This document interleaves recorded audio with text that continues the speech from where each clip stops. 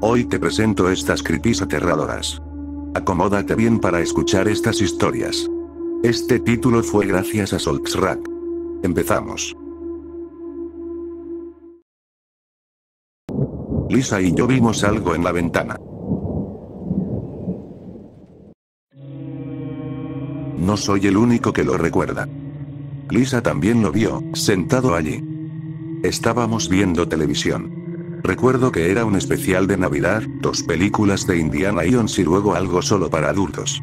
A Lisa no le gustaba Indy ni los nazis, y cuando la pantalla se apagó a negro, se rió, al principio. Papá buscó una linterna para bajar al sótano completamente oscuro. Mamá encontró algunas velas por ahí y las puso en la mesa del comedor, pero cada vez que se giraba, se apagaban otra vez. Lisa y yo simplemente nos acurrucamos en el sofá y mirábamos la nieve afuera. Papá encontró la linterna. Bajó, guiado por esa extraña luz redonda de la linterna. Una luz parpadeante. «Esto está roto», dijo, mientras daba pasos cuidadosos con cada parpadeo. Cuando llegó al sótano, llamó a mamá para que le trajera una vela. Agarré una manta y me fui hacia el suave resplandor de la ventana. Lisa me siguió y, contra mis protestas, se metió también en la manta. Grité por mamá, pero ella siguió bajando las escaleras. Quería decirle que no era solo nuestra casa la que estaba a oscuras. Los oí peleando abajo. Papá dijo que algo estaba roto. Mamá dijo que él solo no lo usaba bien. Y Lisa agarró mi mano. La única luz afuera parecía venir de la nieve. Pensé que tal vez la nieve era tan brillante que salvaba la luz del día, como esas estrellas luminosas que papá había pegado encima de la cama de Lisa. En lugar de las 20 o 50 estrellas de una noche normal, de repente había miles y miles, dibujando patrones en el cielo. Por primera vez entendí por qué existían los zodíacos. El cielo es tan hermoso, dije. Lisa se apretó contra mí. Mira, dije. Ella se quedó en silencio. No miró hacia arriba. Su mano apretó la mía con fuerza. Y yo miré de frente. Y entonces lo vi también. Estaba vestido completamente de negro, pero su oscura silueta era visible contra las estrellas que llenaban el resto del cielo. «Tengo miedo», dijo Lisa. Un hombre grande, agachado en el cable telefónico. Ni siquiera a 10 pasos de nuestra casa. «Mamá», dije. El cable se movía suavemente debajo de él. Y no se movió. Pero lo sentí mirándonos. «Mamá», grité. Un segundo. Llamó una voz desde el sótano. Y Lisa empezó a temblar. «Mamá», grité. «¿Qué?», gritó mamá. Y Lisa se escondió bajo la manta. «Hay alguien afuera», grité. Poco a poco tiré de Lisa hacia atrás, lejos de la ventana. Su cabeza se giró hacia nosotros. Grité. Lisa gritó. Oí pasos corriendo por las escaleras. Y él agarró el cable con una mano vestida de negro y dio un paso más cerca. Lisa y yo, aún gritando, caímos hacia atrás hacia el sofá. Mamá llegó a la cima de las escaleras. La luz repentina nos deslumbró. Un grito vino de mi derecha. La televisión estaba encendida de nuevo. Mamá corrió hacia la ventana y papá preguntó. ¿Qué pasó? Dijeron que había alguien afuera, dijo mamá. Papá corrió hacia la puerta principal. En el cable, dije. Estaba en el cable. No hay nadie, dijo mamá. Incluso desde el sofá aún podía ver el cable balanceándose. Lisa solo lloró y yo la abracé fuerte. Papá salió por la puerta. Hola, gritó. Estaba allí, dije. Está bien, dijo mamá. Estaba oscuro y solo viste cosas. Realmente estaba allí, dije. Entonces escuchamos a papá riendo. Volvió a entrar, cerró la puerta de golpe y la cerró con llave, todavía riendo. ¿Qué?, preguntó mamá. Supongo que el corte de energía los asustó. Dijo. Solo es un guante atrapado en los cables. No estoy mintiendo. Dije.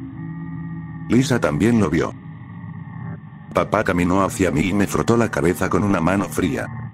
Luego se tiró de nuevo en el sofá. Solo fue un corte de energía. Dijo. No hay nada de qué asustarse. Mamá se sentó junto a él. Lisa rápidamente salió de la manta y se acurrucó entre ellos, todavía llorando. No asustes a tu hermana así. Dijo mamá. Solo observé el cable, todavía balanceándose, y cuando di un paso más cerca de la ventana lo vi allí, solo por una fracción de segundo, y luego solo un guante donde había estado toda una mano. Encontramos el guante en la mañana en la nieve. De cuero negro. Mano izquierda. Oh. Dijo papá. Escalofriante. Me lo lanzó y respondí con una bola de nieve. De alguna manera lo olvidé. Me dije a mí mismo que tenían razón y que habíamos imaginado las cosas. Pero Lisa no olvidó. Lloró 3 noches seguidas. Cada vez lloraba sola en su habitación del primer piso hasta que papá venía a revisar el armario y debajo de la cama por ella. Pero cuando él salía de la habitación, Lisa agarraba sus pantalones de pijama y lo seguía hasta el dormitorio grande hasta que le permitían dormir entre ellos. Pero cada vez que mamá y papá le preguntaban qué le pasaba, solo negaba con la cabeza y decía que no había visto nada. Mamá tuvo una charla severa conmigo. Dijo que no debería decir esas cosas nunca más. Que debía proteger a Lisa, no asustarla. También vio al hombre. Dije. No vio nada. Dijo mamá. Si lo hubiera visto, nos lo habría contado. Mamá y papá solo dejaron de culparme al 4.º día. En la mañana papá sacó la basura. Y miró hacia arriba. Y vio un segundo guante de cuero colgando del cable telefónico. Un cable conectado a la pared justo al lado de la ventana de Lisa.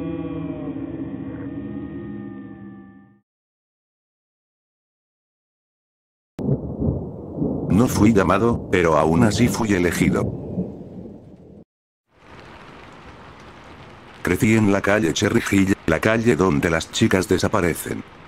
Nunca fue un fenómeno lo suficientemente grande como para captar la atención de alguien fuera de ese pequeño y asfixiante pueblo. Pero los locales conocían todos los nombres de memoria. Catalina Randall, en el 28. Adelaida Higgins, en el 34. Joan Barrett, en el 41. Evelyn Smart, en el 55. Josie Hank, en el 62. Elaine Richardson, en el 73. Rosemary Pick, en el 85. Y mi madre, January Padden, en 1994. Una vez por década, como un reloj. Un día estaban ahí, al siguiente desaparecían. No tenían nada en común, excepto el último lugar donde las vieron. En la curva de la calle. La mayoría no fueron consideradas oficialmente personas desaparecidas. Según las autoridades, eran fugitivas voluntarias. Mujeres y niñas que tenían todas las razones del mundo para irse. Un marido con manos inquietas, padres que no podían alimentarlas. Incluso si las razones no eran evidentes, bueno, vivir en la desesperación existencial del pequeño pueblo de St. James ya era suficiente motivo por sí solo. La pequeña Evelyn fue la única por la que realmente se investigó. Encontraron su mochila tirada al borde del bosque, manchada de sangre. Sus papeles escolares estaban esparcidos por el cemento como basura, cubiertos de barro y agua de lluvia. Eso fue todo lo que quedó de su vida. Pequeños fragmentos llevados por el viento. Eso era más de lo que se podía decir del resto. El pueblo se acostumbró a las ausencias. Agujeros pequeños perforados en nuestras realidades, cubiertos como un cuadro que oculta un hueco en la pared. Nadie hablaba de ello, nadie especulaba. Incluso la muerte ordinaria parecía trivial frente a nuestro dolor compartido y perpetuo. No lloré cuando murieron mis abuelos. Nadie más en el funeral lo hizo tampoco. Sin embargo, se tomaron algunas medidas para protegernos, un pequeño reconocimiento de lo que había sucedido. Algún tiempo antes de que yo naciera, el alcalde había instalado una fila de farolas a lo largo de toda la calle. Brillaban como bengalas de advertencia durante la noche. Los niños no caminaban solos por allí, especialmente después de que el sol comenzara a ponerse y los sonidos del bosque se volvieran pronunciados y escalofriantes. Las mujeres ni siquiera conducían por esa calle después del anochecer. Era una regla no escrita. Siempre íbamos en pareja a los eventos del pueblo o las fiestas. ¿Alguna vez te has preguntado qué pasa en la calle Cherry Hill? Pregunté una noche, con la voz baja y susurrante al teléfono. Marnie estaba en medio de describir algo odioso que su madre había dicho esa noche en la cena, y mi repentina pregunta le sacó un largo silencio. Yo estaba sentado en mi cama, cerca de la ventana, con la mirada fija, como siempre, en la calle iluminada a lo lejos. Normalmente reprimía mi curiosidad, la enterraba como se suponía que debía hacerlo. Pero mientras Marnie hablaba de su madre, no podía evitar pensar en la mía. Cuanto más crecía, más se extendía su ausencia dentro de mí. Simón, dijo, vacilante, delicada. No quiero hablar de eso. Claro. Respondí. Por supuesto que no quería. Nadie quería. De alguna manera, parecía que yo era el único que sentía lo mal que estaba todo. El único que quería reconocerlo. Será mejor que me vaya. Oye. La voz de Marnie, ya de por sí suave, adquirió un tono aún más delicado, más tembloroso. Lástima. No quise decir. Está bien. Murmuré. Nos vemos mañana. Te quiero. Una pausa. Yo también te quiero. Colgué el teléfono y lo dejé caer sobre el alféizar de la ventana. Afuera, Cherry Hill permanecía tan imponente e inmutable como siempre. Burlándose de mí con la promesa incumplida de una familia, de una vida que nunca tendría. A menudo me preguntaba por qué mi papá eligió quedarse después de eso. ¿Por qué no hizo las maletas y se mudó a un lugar lejano, lejos de los ecos de su esposa desaparecida? Donde las calles no susurraran preguntas sin respuesta al oído de su hijo, acumulándose hasta explotar en arrebatos llorosos sobre tazones de cereal frío al amanecer. Tal vez realmente creyó lo que los policías le dijeron, que mamá simplemente se había escapado. Tal vez solo quería estar más cerca de su recuerdo. Sinceramente, yo también. Pero mi ventana nunca era lo suficientemente cercana. Esperé hasta escuchar los suaves ronquidos de mi papá, viniendo desde su habitación antes de abrir con cuidado la puerta de mi cuarto y salí. Mis pasos practicados me llevaron hacia la entrada, evitando cada crujido en el piso, y giré el cerrojo tan lentamente que apenas lo oí liberarse. Cuando el aire nocturno rozó mis mejillas, todo mi cuerpo zumbaba con adrenalina. No tenía ninguna ilusión de que encontraría algo, de que descubriría alguna pista que todos los policías se habían perdido. Llevaba años escabulléndome hacia el borde del bosque, y cualquier fantasía infantil de encontrar la verdad había desaparecido hacía tiempo.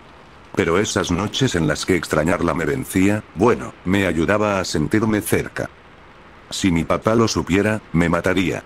Los vecinos debían haberme visto de vez en cuando, caminando por la calle bajo la cubierta de la luna.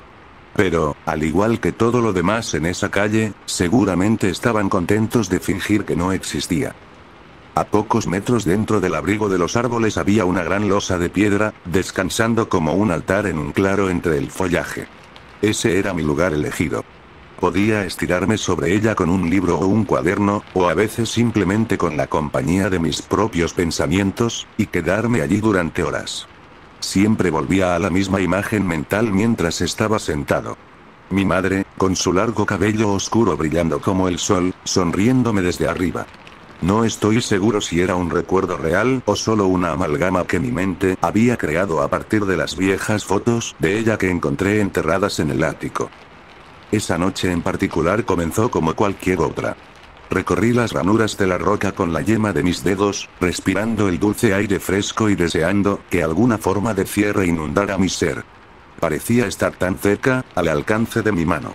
Pero permanecía esquivo, como siempre. Junto con ese deseo constante, llegaba una incomodidad lenta y persistente. En mis huesos, sabía que no pertenecía a ese lugar. Siempre había asumido que se debía a los rumores del pueblo, a la insistencia desesperada de mi padre, de que me mantuviera alejado de Cherry Hill. Esa noche, aprendí que era algo más. Mientras estaba sentado, temblando con una frustración desesperada, me sorprendió una figura oscura y grande que rozó mi mano y luego se agitó contra mi mejilla. Sacudí el aire, retrocediendo con un respingo. Me di cuenta de que era una polilla. Grande y oscura, tambaleándose apenas en el aire frente a mí. Se movía a ciegas, pero permanecía cerca. Pronto se unió otra. Y luego otra más. Supuse que era por la luz de mi teléfono. Me alejé del creciente enjambre. Pero no se dispersaron ni vacilaron. Más y más se unieron, hasta formar una masa temblorosa y pulsante en el aire frente a mí. Con cada nuevo miembro, una o dos polillas se separaban del grupo y se lanzaban hacia mis mejillas. Retrocedí hasta que resbalé de la roca y caí al suelo con un golpe sordo. La masa vaciló y luego voló hacia lo profundo de los árboles. No debería haberla seguido. Lo sabía, incluso mientras me levantaba tambaleándome y comenzaba a perseguirla. Pensé en las chicas, en las mujeres. En mi madre. En todos los que me esperaban en casa. Y entonces comencé a caminar. El bosque era oscuro y húmedo, y sin una luz que me guiara, pronto pasó de ser acogedor a amenazante. Sombras alargadas danzaban a mi alrededor, ramas de árboles se enganchaban en mis brazos y piernas. El terreno irregular atrapaba mis zapatillas, amenazando con hacerme caer, y a veces logrando que me desplomara en el suelo. Pero no importaba cuánto me esforzara. El enjambre de polillas permanecía cerca, el zumbido constante envolviéndome en un estado nebuloso y onírico mientras tropezaba tras ellas. Avanzamos más allá de lo que nunca me habría atrevido a explorar solo. Más lejos, incluso, de lo que creía que el bosque podía extenderse. A poco más de 1 kilómetro de la curva estaba una gasolinera, una de las dos únicas en el pueblo y la más conveniente para que mi padre parara de camino al trabajo. Había estado allí innumerables veces, la conocía como conocía cada rincón de ese pequeño pueblo. Imaginé un mapa extendiéndose frente a mí, expandiéndose más y más con cada paso. Más allá de eso, mis pensamientos se volvieron cómodamente entumecidos, como si hubiera fumado un poco y tomado un antihistamínico antes de aventurarme allí. Si hubiera estado pensando con claridad, habría retrocedido hace rato. Delante, 2 robles gigantes se alzaban vigilantes, notables por el mero hecho de su tamaño y la forma en que, incluso en la oscuridad, podía distinguirlos perfectamente. Era como si las estrellas estuvieran enfocadas únicamente en ellos, lo único digno de atención en ese lugar maldito. Las polillas se detuvieron, flotando en el espacio entre los árboles como si estuvieran atrapadas en una telaraña. Solo entonces vacilé, cuando una pizca de instinto de supervivencia logró atravesar la niebla en mi mente. ¿Y ahora qué? Me pregunté. Los insectos solo zumbaban en respuesta. Mi cerebro inactivo no logró comunicar eso a mis pies. Ellos siguieron avanzando sin permiso. Crujidos de ramas, brazos temblorosos. Me adentré en la masa de insectos justo cuando el pánico comenzaba a apoderarse de mi mente. Todo se volvió oscuro, el zumbido se hizo más fuerte e invasivo, alcanzando un crescendo insoportable mientras las suaves alas golpeaban mis mejillas como disparos de ametralladora. Jadeé, intenté respirar, una respuesta desesperada que solo logró que tosiera y me ahogara, como si el enjambre hubiera invadido mi pecho y continuara su frenético baile ahí dentro. Seguí avanzando. Física y mentalmente, mientras sentía más insectos rodeándome por todas partes, envolviéndome como una red para mantenerme atrapado. Mi cabeza comenzó a dar vueltas. ¿Seguía en tierra firme o estaba atrapado en el limbo de esa masa temblorosa? Con la mano aún en mi costado, palpé mi bolsillo y lo alcancé. Incluso ese pequeño movimiento se sintió como hundir la mano en un recipiente de larvas retorciéndose. El tacto intacto de la tela interior fue una sensación extrañamente reconfortante. Deseé que todo mi cuerpo pudiera refugiarse ahí. En su lugar, mis dedos rozaron el frío metal y saqué mi confiable navaja del bolsillo. Extendí el brazo con toda la fuerza que pude, un sonido desgarrador llenó mis oídos, haciendo que mi piel se estremeciera aún más. Agité la hoja salvajemente frente a mí, mis músculos cansándose, mi cuerpo gritando. Una ráfaga de aire golpeó mis mejillas, y encontré la motivación para seguir empujando. De repente, la masa me soltó y caí hacia adelante, con las rodillas y las palmas raspando contra la roca áspera. Aferré la navaja con fuerza, incluso mientras un sollozo de alivio escapaba de mis labios y resonaba en las paredes cavernosas a mi alrededor. Eso bastó para que mi atención se enfocara y mi cuerpo se levantara tambaleante. Ya no estaba en el bosque. Al menos, no donde lo había dejado. Estaba en un túnel de piedra que se adentraba profundamente hacia abajo. Una luz suave parpadeaba desde el fondo, danzando, titilando, regresando a la vida. Un fuego. Me giré. Solo había más túnel detrás de mí, aunque ese tramo estaba oscuro y desierto, con polillas aún revoloteando de forma amenazante entre las sombras. Es extraño lo rápido que el miedo puede desvanecerse, cediendo paso a la curiosidad. He leído que los humanos pueden adaptarse a casi cualquier cosa, dado el tiempo necesario. Secuestro, hambre, tortura. Escuchas historias de sobrevivientes de abuso que no se dieron cuenta de que habían sido abusados hasta años después, a pesar de huesos rotos y las mentiras que tuvieron que inventar para encubrir las atrocidades de sus agresores. Nunca lo había entendido realmente, pero casi al instante supe que avanzaría, sin importar qué me esperara al final de ese túnel. Lo enfrentaría, pagaría el precio. Apenas tardé unos segundos en comenzar a descender por el empinado sendero de piedra, con la navaja firmemente en mi mano. Más insectos salpicaban el camino, tan inmóviles que no estaba seguro de si eran dibujos o criaturas vivas y hambrientas esperando devorarme. La luz se hacía más brillante, proyectando sombras sobre un gran arco tallado en piedra al final de la garganta del túnel. Desde más allá de la entrada, llegaban sonidos, un delicado tintineo de campanas de viento y flautas, algo sólido y constante al fondo. No eran instrumentos, me di cuenta. Voces. Varias voces armonizando en tonos suaves y delicados, compartiendo una celebración común. Y debajo de todo, el zumbido persistía, como una línea de bajo constante. El ruido me envolvía. Por un instante, me sentí rodeado de nuevo, pero mientras el aire seguía llenando mis pulmones, mis pies continuaron avanzando, mis nervios permanecían firmes. Llegué al arco. En la estructura había una serie de dibujos burdos, profundamente grabados.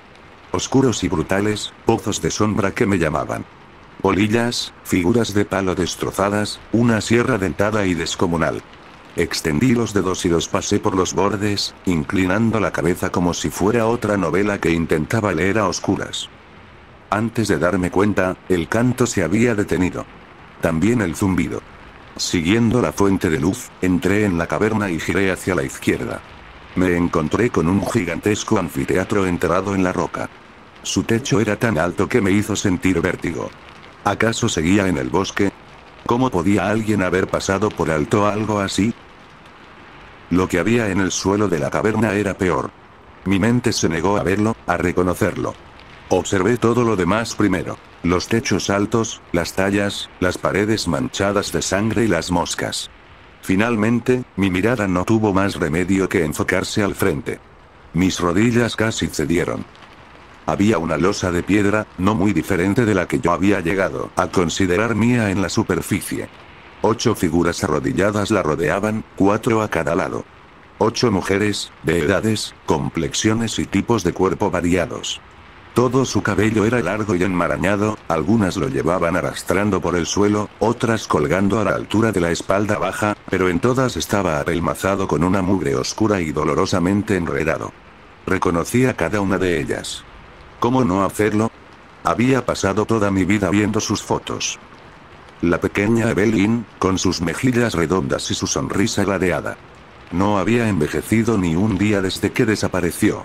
Adelaida, con su expresión severa y labios apretados. Su familia había jurado en la prensa que en realidad era una niña muy feliz, pero simplemente no podía tomarse una foto sonriendo. Yo se había llevado enormes aretes de aro cuando desapareció, y uno aún colgaba alegremente. El otro había sido arrancado, junto con gran parte de su lóbulo. Elaine había sido coronada reina del baile en su penúltimo año de preparatoria, y el frizz rubio que surgía de su cuero cabelludo me hacía imaginar que todavía llevaba la corona.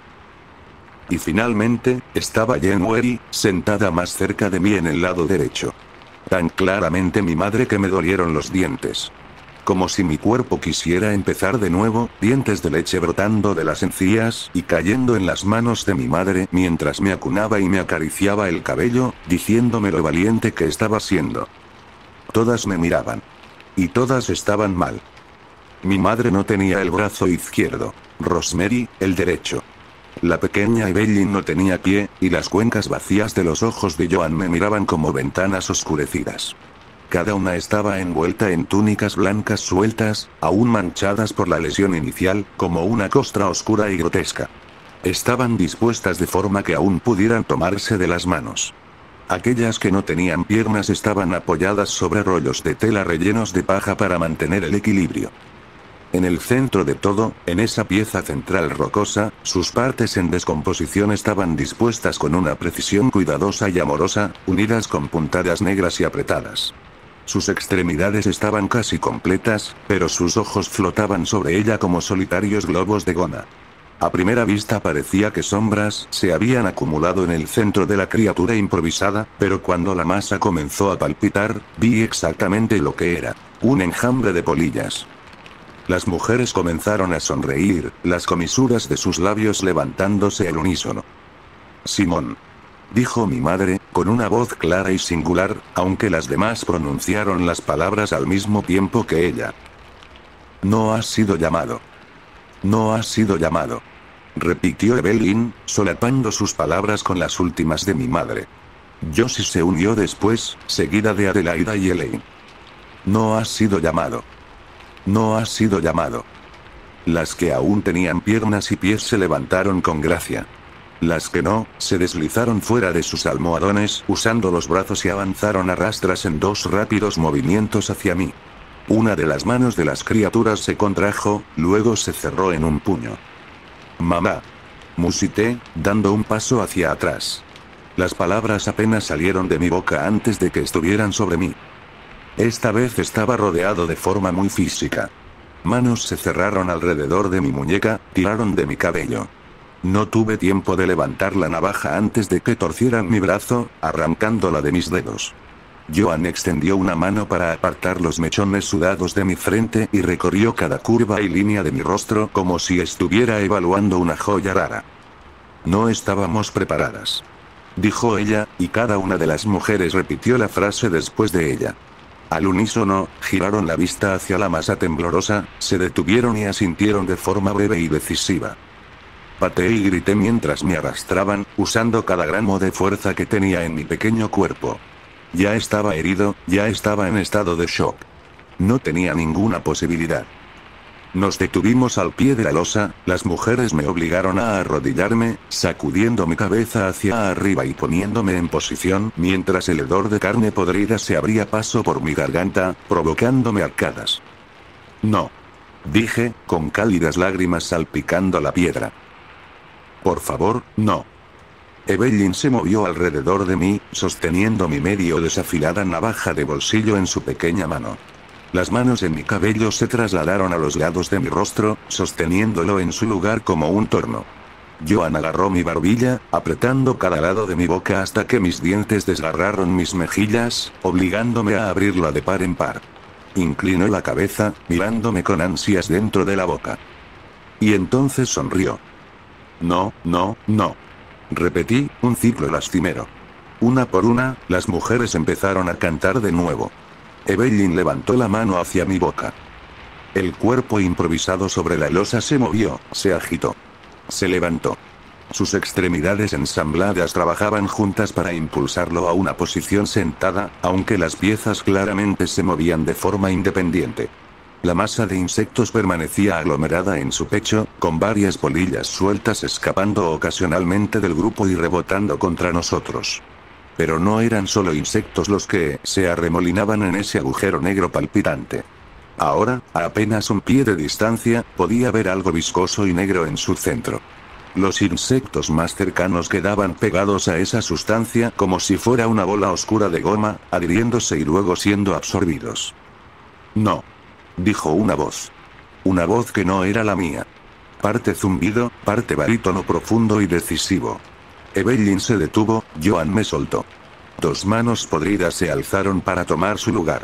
Los ojos de la criatura seguían sobre la losa detrás de ella, pero aún así sentía cómo me quemaban por dentro. Sus brazos se sacudieron hacia su cuerpo, arrastrándome con ellos. El olor era insoportable, envolvente, puntuado por un tipo de hedor extraño que salía de la masa viscosa.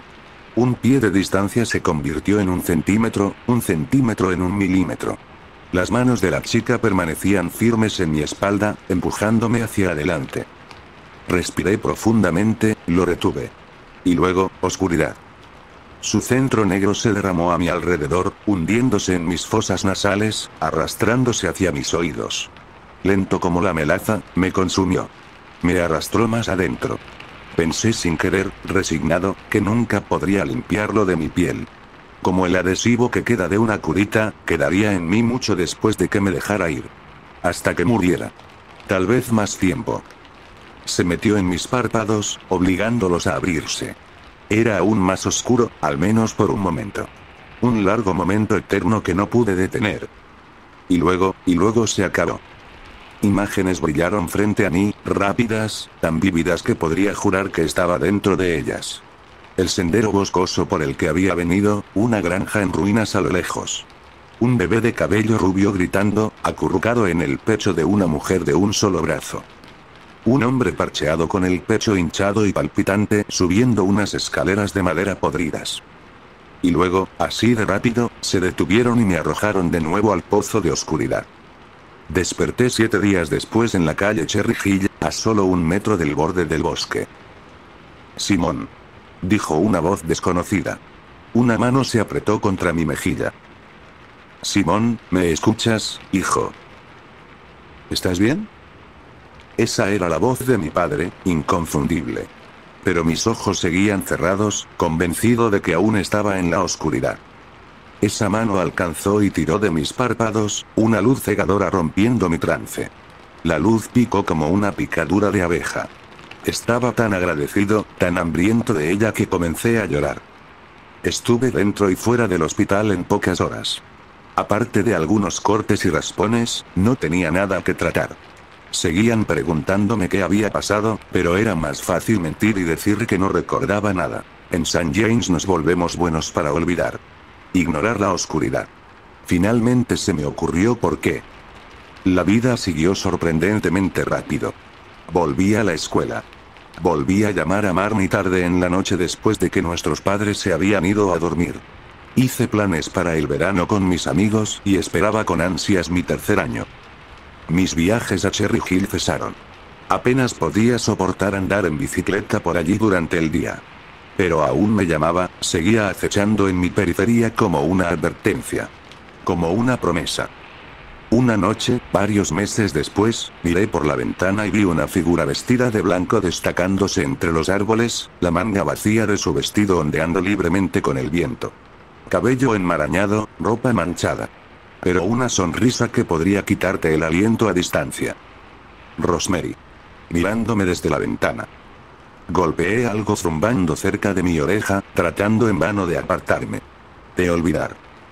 Cuando me vio mirándola, levantó su única mano y saludó.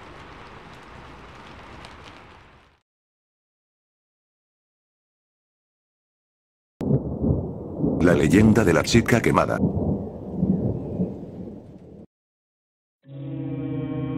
En mi pueblo tenemos una leyenda local sobre una chica llamada Hailey.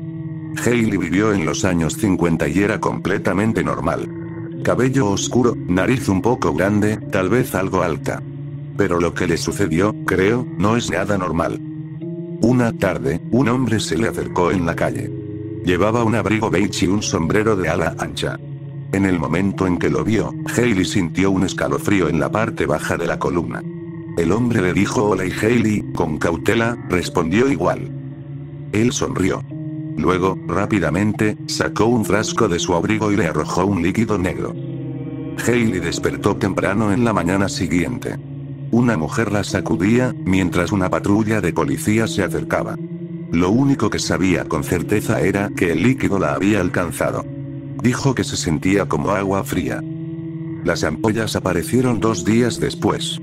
Al principio eran pequeñas, como los granos en el rostro de un adolescente, pero de color normal. Crecieron rápidamente. En el hospital no pudieron encontrar una explicación para las ampollas. Le dieron antibióticos y la sometieron a una serie de pruebas. Las ampollas se convirtieron en grandes bolas redondas, tan grandes que Hailey solo podía sentarse y no recostarse. Las radiografías mostraron huesos dentro de esas bolas. La primera que reventó fue la de su espalda. Parecía un parto. Una masa de líquido blanquecino y sangre se esparció por las sábanas. Hailey perdió el conocimiento por el dolor. Los amigos que estaban en la habitación quedaron horrorizados al reconocer un brazo. Un brazo completo, con mano incluida, salió del lado derecho de la espalda de Hailey. Se agitaba frenéticamente, tratando de liberarse de los pedazos de piel desgarrada que aún estaban pegados al tejido rosado y blando. El primer doctor que llegó corriendo a la habitación simplemente se quedó parado, mirando. La segunda, una joven doctora, actuó más rápido. Tenía curiosidad. Quería verificar si el brazo era realmente lo que parecía. Lo tocó. La tercera mano de Hailey sujetó el brazo de la doctora y lo estrelló contra las barras metálicas de la cama. Los huesos crujieron contra el metal. Fueron más cautelosos después de eso. Especialmente cuando la segunda y la tercera bola estallaron, ambas del lado izquierdo de su pecho. La cuarta bola estalló durante un forcejeo, lanzando un líquido blanquecino y maloliente sobre uno de los doctores que trataba de sujetarla. Hailey luchaba contra los doctores, y las manos extras también. Hailey gritaba que las cortaran y la dejaran ir.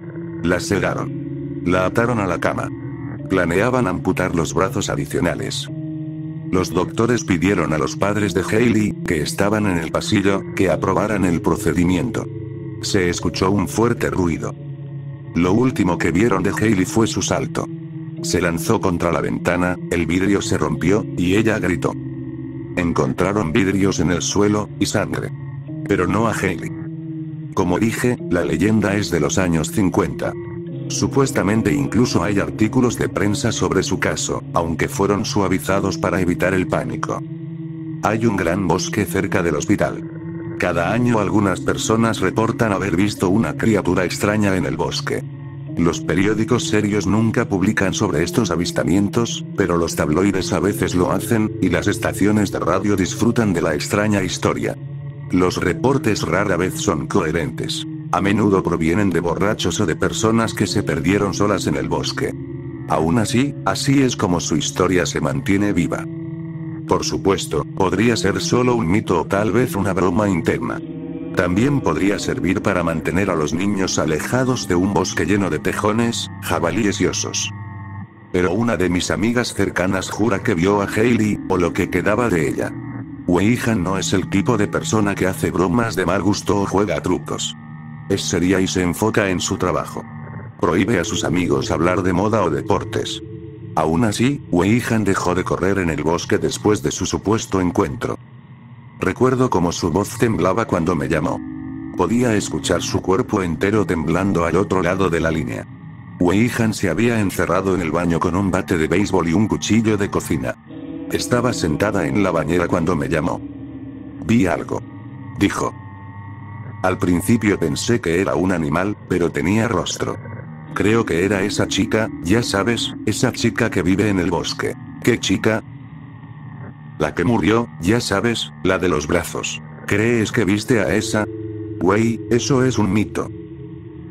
La vi. Escucha, la vi. Estaba detrás de un árbol y luego, cuando la vi, se agachó al suelo y empezó a arrastrarse hacia mí. ¿Hablas en serio? No estoy bromeando. Te juro que no estoy bromeando. Por favor, ven, ¿sí? Por favor, ven. Había algo de tierra afuera de su puerta, pero nada más parecía fuera de lugar. Weihan todavía estaba en el baño cuando llegué. Ni siquiera escuchó el timbre, o tal vez se negó a responder.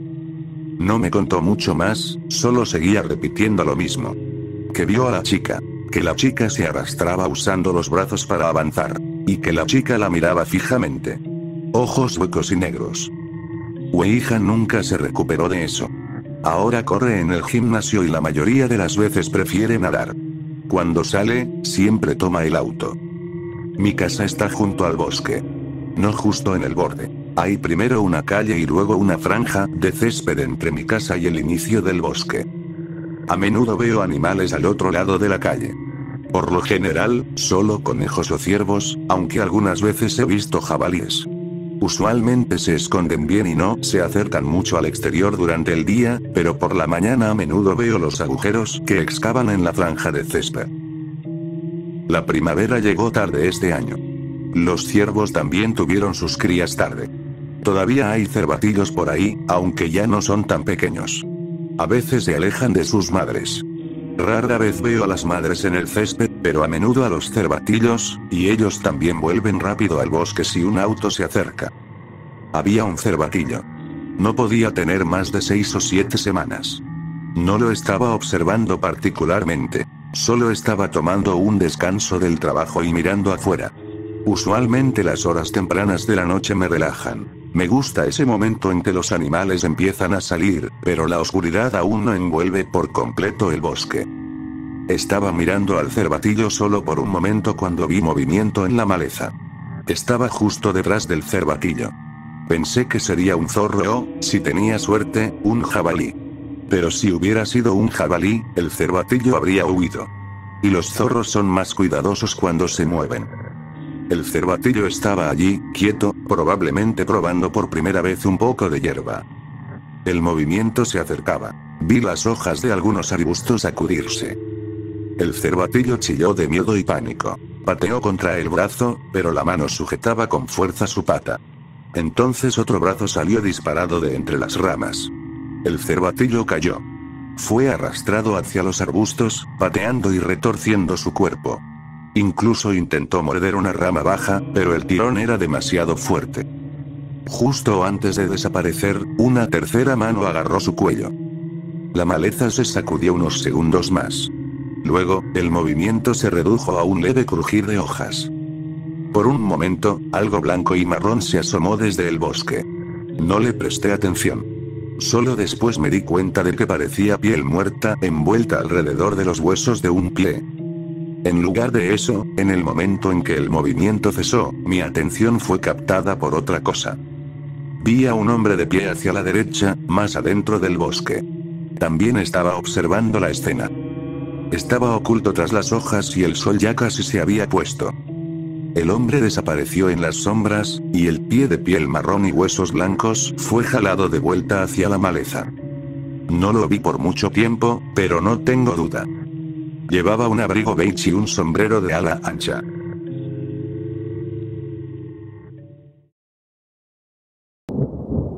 Mi abuela vivía debajo de la casa.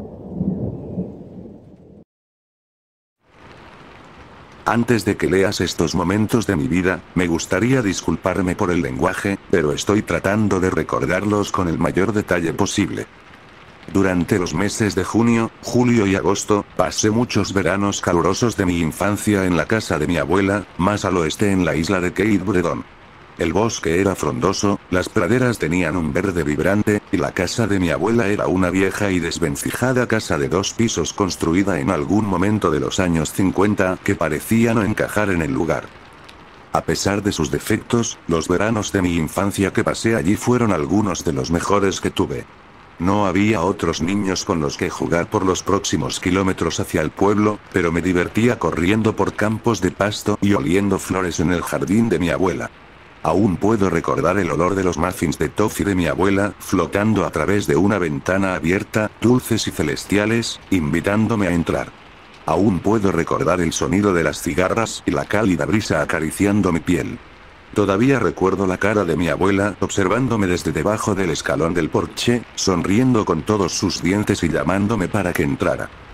Había muchas reglas en la casa de mi abuela, como no correr dentro de la casa con los zapatos puestos y no jugar en el jardín. Algunas de ellas no tenían sentido para mí, como cerrar las ventanas y puertas antes de acostarnos, a pesar de que vivíamos a kilómetros de la civilización. Apagar el televisor a las 8 y estar en la cama a las 9 era lo peor en una noche sin escuela.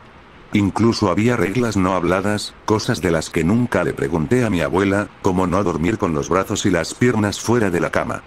Cosas como revisar las ventanas y puertas 2 veces. Cosas como no cerrar completamente la cortina de la ducha, o esconderse debajo de las camas y en los armarios, o sacar el cordón del ático del clavo en el que estaba enrollado. Aunque algunas cosas eran extrañas, mi abuela era una mujer muy querida. Era delgada y su cabello era largo, de un plateado brillante que parecía reflejar la luz de la luna. Aunque generalmente lo llevaba recogido en un moño apretado, lo que hacía que las líneas de su rostro fueran prominentes, cuando lo tenía suelto podría haber sido llamada hermosa.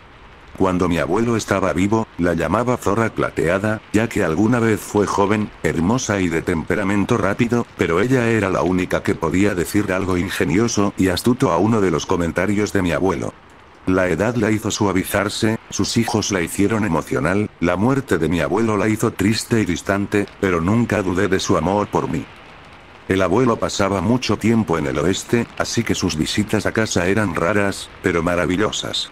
Mi abuela solía decir que le gustaba tenerme cerca cuando él se iba durante el verano porque la hacía sentir útil. Ahora que lo pienso, mi abuela estaba sola. Intentaré detallar los eventos que ocurrieron de manera cronológica, pero era pequeño y me desmayaba mucho en mi infancia aquí, con una buena razón. Mi abuela vivía debajo de la casa. Nunca la vi irse a la cama. Nunca lo pensé demasiado, ya que era un niño grande que podía dormir solo en una cama, con las cobijas bien puestas y los dedos de los pies y las manos guardados de forma segura fuera del borde de la cama.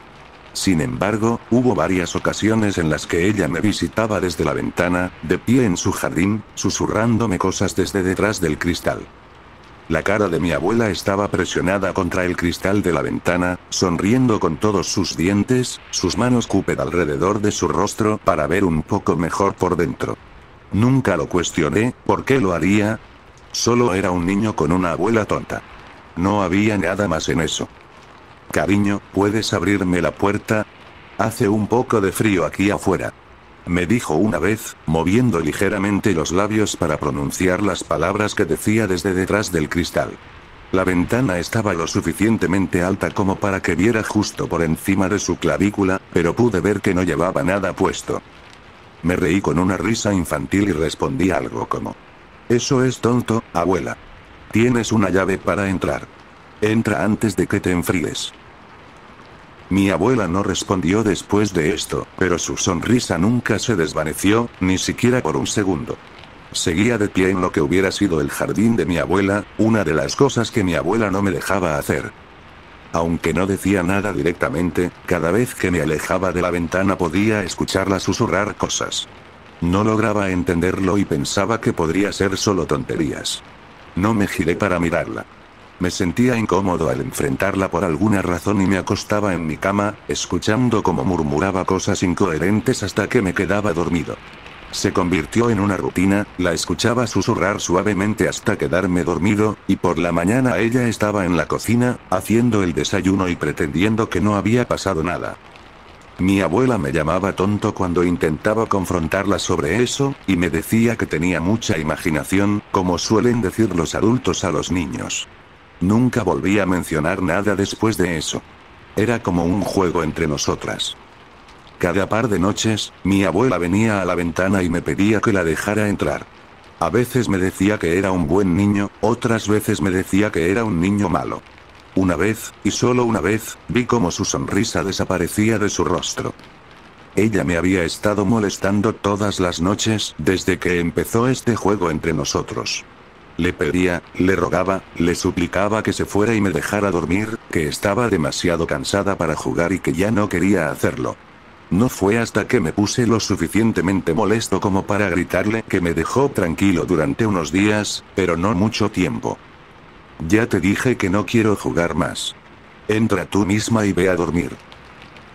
Su sonrisa se convirtió en un ceño fruncido, pero la mirada en sus ojos me incomodaba. Esa noche no me susurró, pero cada pocos momentos, me giraba y la encontraba observándome, frunciendo el ceño y mirando fijamente. No sé cómo logré quedarme dormido, pero recuerdo despertarme con el olor a tocino en la sartén y el sonido de mi abuela tarareando una canción. Una noche, decidí abrir la puerta a propósito. Esperé hasta que mi abuela se fuera a la cama para deslizarme por el frío piso, desenganchar las cerraduras de la puerta principal y correr a mi habitación a esperar debajo de las cobijas a que mi abuela finalmente dejara el juego. Esa noche no vino a la ventana. Vino a través de la puerta de mi habitación.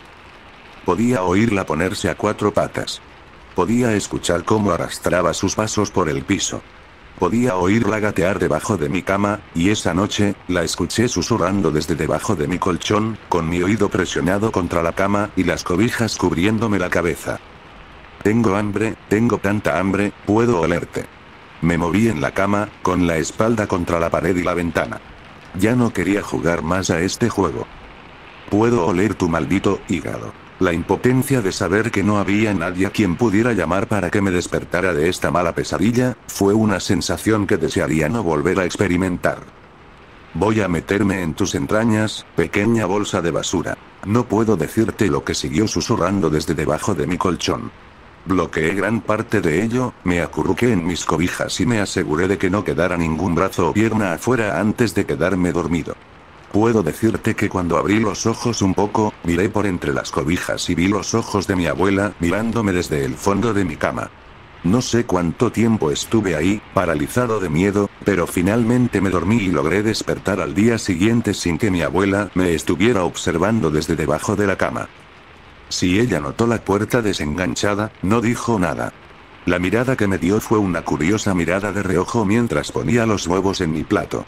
Puedo decir que le rompí el corazón un poco cuando le pedí irme a casa. A partir de esa noche, hasta los últimos días antes de irme, me aseguré de que la puerta estuviera cerrada con 2 cerrojos. Me visitó repetidamente hasta que me fui. No miré la casa hacerse más pequeña en el retrovisor, sintiendo que si lo hacía podría haberla visto observándome de vuelta.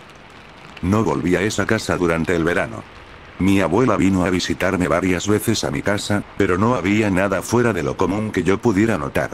Las visitas nocturnas habían terminado, y unos años después, a mi abuelo le diagnosticaron Alzheimer en una etapa avanzada. Mi abuela y mi abuelo fueron 2 de las personas más enamoradas que podrías haber conocido, sin ser demasiado ostentosos. Los besos furtivos de mi abuelo detrás de la espalda de los nietos, y la sonrisa de mi abuela cuando él le pedía un café lo demostraban. Podía ver el dolor en su rostro cuando hablaba sobre cómo él había olvidado su nombre ese día, o no recordaba el nombre de sus hijos. Vi a mi abuela sufrir a través de la enfermedad de mi abuelo mientras él se desvanecía, y finalmente se desvaneció. Mi abuela murió un tiempo después, conectada a tubos en el hospital y con su actitud chispeante hacia las enfermeras. Afortunadamente, nunca tuvo que experimentar el deterioro de su mente mientras el Alzheimer la alejaba de nosotros. Mi abuela era ágil, hermosa, ingeniosa y un poco extraña. No fue hasta que regresamos para limpiar sus cosas de la casa que le pregunté a mi mamá sobre ello. Me contó muchas cosas que no me habrían dicho de niño. Me contó que mi abuelo era un veterano de guerra que se casó con una chica mucho más joven que trabajaba en una florería. Vivieron en la pobreza la mayor parte de su vida, y cuando él no podía pagar un anillo de compromiso, en su lugar le construyó una casa con sus propias manos. Le pregunté en medio de todo esto sobre mi infancia. No mencioné lo que había experimentado. Sentí que ella también me habría dado un gesto indiferente y una charla sobre mi imaginación de niño. Tu abuela era un poco supersticiosa. Por un tiempo, pensamos que podría estar empezando a tener Alzheimer también.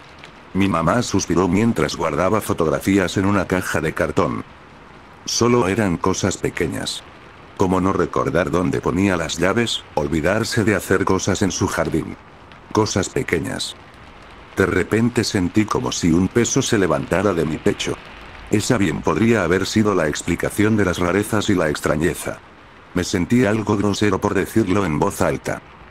Mi madre me pidió que la ayudara a meter las cajas en la parte trasera de su coche, listo para empezar a sacar sus cosas de la casa y dejarla convertirse en una cabaña abandonada en medio de la nada. Cuando terminamos de empacar, me metí en el asiento del pasajero, encendí un cigarro y miré atrás para dar un último adiós al lugar donde pasé tanto tiempo con mi abuela favorita en el mundo. Lo único es que, mientras íbamos de regreso a casa, porque la vi mirándome desde debajo del escalón con una sonrisa en su rostro y demasiados dientes,